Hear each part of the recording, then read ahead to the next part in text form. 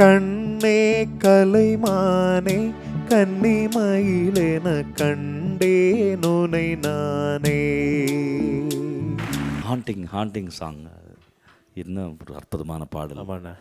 Inspiration இந்த பாடலையே, இந்த பாடல் இல்லாமல் வேறு எது இருக்கும்? அதே போல் மது இது வந்து கண்ணதாசன் சார் கடைசியில் எழுதின பாட்டு தானே?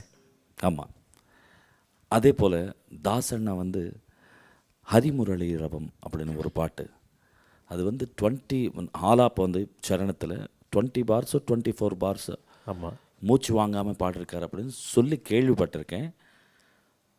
லக்கிலி ஒரு ப்ரோக்ராமில் நீங்கள் அந்த பாட்டு நான் பாடி கேட்டிருக்கேன். அன்றைக்கி நான் ரொம்ப சந்தோஷப்பட்டு ரொம்ப அட்மையர் ஆகிட்டேன் மது வாய்ஸ்க்கு. இறைவன் கொடுத்த வரம் அந்த பாடல். நீங்கள் இந்த மேடையில் லேக்ஸ் ஆஃப் ரசிகர்கள் குளோப் ஃபுல்லாக, அதாவது வேர்ல்டு ஃபுல்லாக பார்க்குறாங்க நம்ம மனதோடு மனம். அந்த பாடல் நீங்கள் பாடணும், கண்டிப்பாக கேட்கணும் ப்ளீஸ். மதுமொழி ராதே நின்னே தேடி. ஃபேண்டாஸ்டிக், வாவ், தேங்க்யூ தேங்க்யூ அண்ணா. அதாவது இறைவன் படைத்த குரல் சரஸ்வதி கட்டாட்சம் அப்படின்னா, நம்மளை அறியாமலே பேஸ் வாய்ஸும் மிட் வாய்ஸும் ஹெட் வாய்ஸும் எல்லாமே நமக்கு சாதகமாக வந்து, அது நாம் மனசில் என்ன நினைக்கிறோமோ அது வந்து நம்ம வாய்ஸ் மூலமாக பாடுறதுன்றது, அந்த வாய்ஸ் கல்ச்சர் கொஞ்சம் அந்த ஃப்ளேவர் உங்களுக்கு வந்து அது பாடும்பொழுது அது ரொம்ப தெய்வீகமாக இருக்குது. இதுக்கு வேறு வார்த்தையே இல்லை, ப்ரைஸ் பண்ணுறதுக்கு வார்த்தையே கிடையாது. தேங்க்யூ ஸோ மச் அண்ணா. God bless you. Thank you. Madhu, அதாவது தாசண்ணாவோட மாஸ்டர் பீஸ். அது எனக்கு 20 or 24 பாரோ அவ்வளவு லென்த் ஆஃப் ஹம் பண்ணியிருக்கார் அப்படின்னு சொன்னாங்க. இப்போ நம்ம கவுண்ட் பண்ணதில் 30 தாண்டிட்டேன். நீ 30 பார் பாஸ்ட்டு. அதாவது அது அப்படியே காட் பிளஸ் யூ. அந்த தேங்க்யூ அண்ணா. அது அப்படியே இருக்கணும் அந்த பவர். ஸோ அதுக்கு அடுத்த கட்டத்துக்கு வந்தால் அண்ணன் எஸ்பிபி அவர்களுடைய இன்ஸ்பிரேஷன் சாங்ஸ் டெஃபினட்டாக இருந்திருக்கும். சின்ன வயசில் அப்பா பாடினது பாட்டு சொன்னீங்க. இப்போது உங்களை இன்ஸ்பயர் பண்ண பாடல்கள் 1-2 எஸ்பிபி அண்ணன். கண்ணுக்குள் நீதான் கண்ணீரில் நீதான். அதாவது எஸ்பிபி அண்ணனோட பாட்டு இளைஞர்களுக்கு ஒரு காலத்தில் இதெல்லாம் தேசிய கீதம் மாதிரி. அந்த அளவுக்கு இந்த பாட்டு ஆரம்பித்தாலே அவங்க பயங்கர உல்லாசம் ஆகிடுவாங்க. ஆமாம். இப்போ கூட நிறைய காலேஜில் படிக்கிறவங்களுக்கு ரொம்ப கிரேஸான சாங் இது. ஆமாம் ஆமாம் ஆமாம். இதே வரிசையில் அடுத்த பாடகர் எனக்கு வந்து உன்னி அண்ணா இல்லை உன்னிகிருஷ்ணன் அண்ணா அவர் பாடின எனக்கு முதல்ல national award, state award. Ennavale. ஆமாம், நேஷ்னல் அவார்டு கிடைச்ச சாங். ஆமாம், ஃபஸ்ட் சாங்கில். அது ரொம்ப பிடிக்கும் எனக்கு. ப்ளீஸ். என்னவளே அடி என்னவளே எந்த இதயத்தை தொலைத்து விட்டேன். ரொம்ப பிடிச்ச பாட்டு. ஸோ அதே வரிசையில் வேறு ஏதாவது சிங்கர் இன்ஸ்பிரேஷன்? வேறு அப்படி யாருமே இல்லை அண்ணா. வேறு அப்படி யாரும் இல்லை. யோசனை பண்ணுமா நல்லா. வேற இல்லை வேறு யாராவது இன்ஸ்பிரேஷன்? ஆமாம், ஒருத்தர் இருக்காங்க மனோன் பேரில்.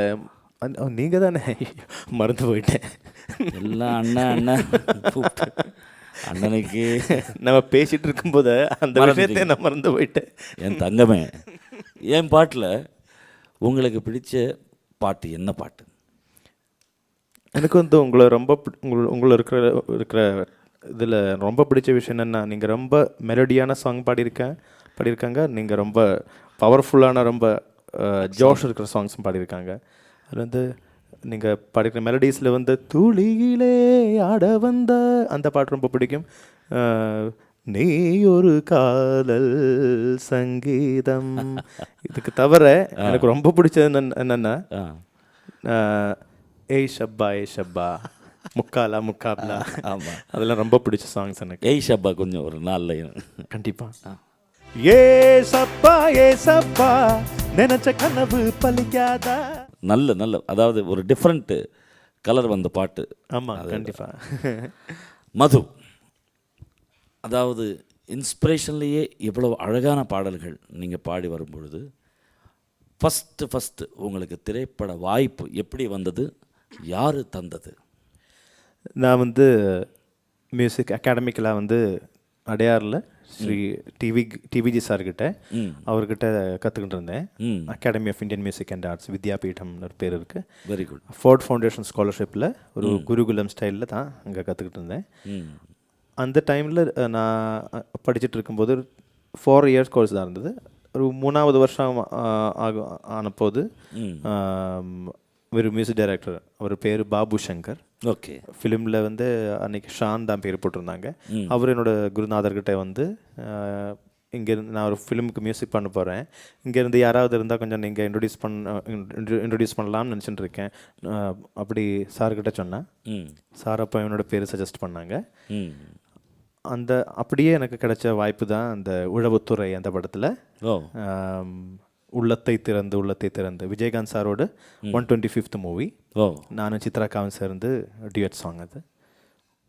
உள்ளத்தை திறந்து உண்மையை சொல்லுகிறேன், உனது முகத்தில் விழுத்து எழுந்து உலகை வெல்லுகிறேன், ஆனந்த குங்குமம் சூடும் முல்லை நீ ஒரு தெய்வத்தின் பிள்ளை, அன்புள்ள மனைவி வந்தால் நானும் ஆலயம் போவது இல்லை, அடி நீ இல்லாமல் தேனும் எனக்கு தித்திக்க போவதில்லை.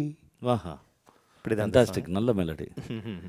அதாவது 2வது பாட்டு 3வது பாட்டு நினைக்கிறேன் உங்களுக்கு நல்ல பேர் வாங்கி கொடுத்த பாட்டு. நல்ல பேர் வாங்கி கொடுத்தேன். நான் வந்து அதுக்கப்புறம் கொஞ்சம் தெரிய வச்ச பாட்டு வந்து பாரதி படத்தில் ராஜா சாருக்காக முதல்ல பாடின பாட்டு, எதிலும் இங்கு இருப்பான் அவன் யாரோ. ராஜா சாரை எப்படி சந்திச்சிங்க? அந்த வாய்ப்பு எப்படி கிடைச்சது? கேரளாவில் வடகரான ஒரு இடத்துல வந்து தாசண்ணாவோட 60th பர்த்டே செலிப்ரேஷன் அங்கே நடந்தது. அப்போது ராஜா சார், தட்சிணாமூர்சாமி எல்லாரும் அங்கே வந்திருந்தாங்க. அப்போது முதல் சாங் அந்த ப்ரோக்ராமில் முதல் சாங் நான் தான் பாடினேன்.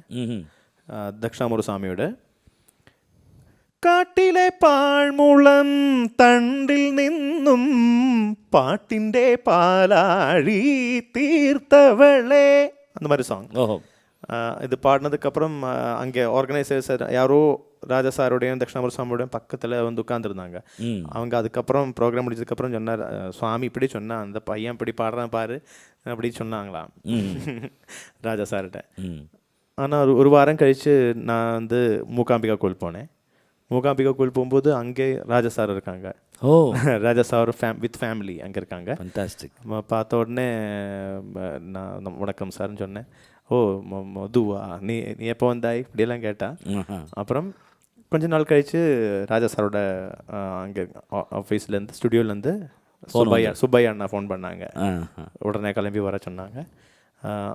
அப்புறம் இந்த பாட்டு பாடினேன். முதல்ல இந்த வாய்ப்பு கிடைச்சது. எதிலும் இங்கு இருப்பான் அவன் யாரோ. பெரிய கிரேட். பாரதி அந்த படத்தில் பெரிய லக்கு. இது வந்து எல்லாருக்கும் தெரிய வச்ச பாட்டு. கண்டிப்பாக மது பாலகிருஷ்ணன் அப்படின்னு வந்து அற்புதமாக பாடிருக்காங்க. அதில் ஒரு சாங் கூட இருக்கு, வந்தே மாதரம். ஆமாம், வந்தே மாதரம் ஜெய வந்தே மாதரம் அப்படி ஒரு சாங். அதுக்கு அடுத்த வாய்ப்பு இன்னொரு கட்டத்தில் எப்படி கிடைச்சது? எனக்கு வந்து கொஞ்சம் கூட ரொம்ப எஸ்டாப்ளிஷ் பண்ண சாங் வந்து கனா கண்டே நடி தோழி, கனா கண்டே நடி தோழி.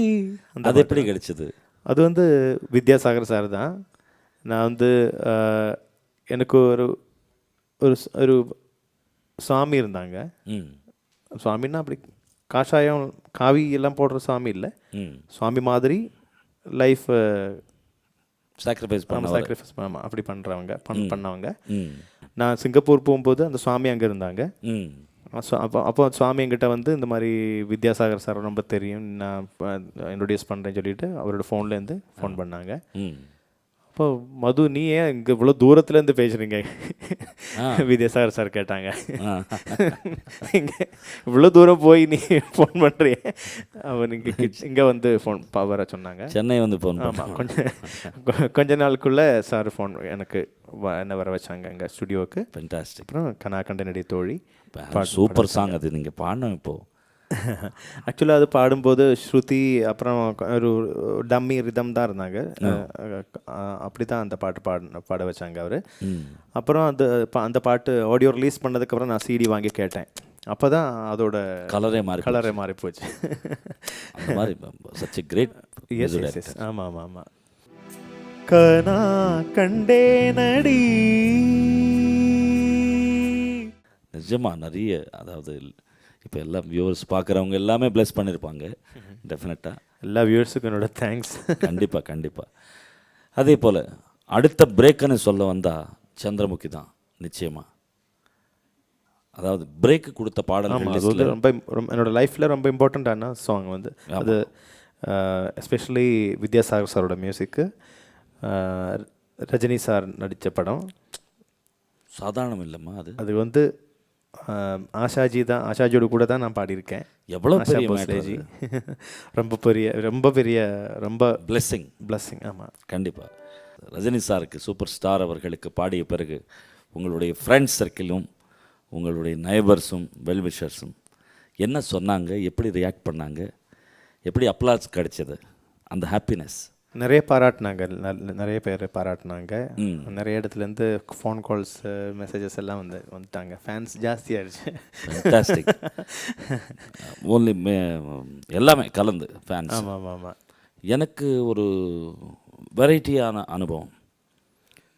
அதாவது வேலைக்காரனில் சூப்பர் ஸ்டாருக்கு பாடி அந்த பாட்டு வெளியே நல்ல பிரபலமான பிறகு ரஜினி சாரோட ஃபேன்ஸ் அசோசியேஷன்ஸ்ன்னு சொல்லி ஒரு 2-3 கச்சேரி கூட்டி போனாங்க.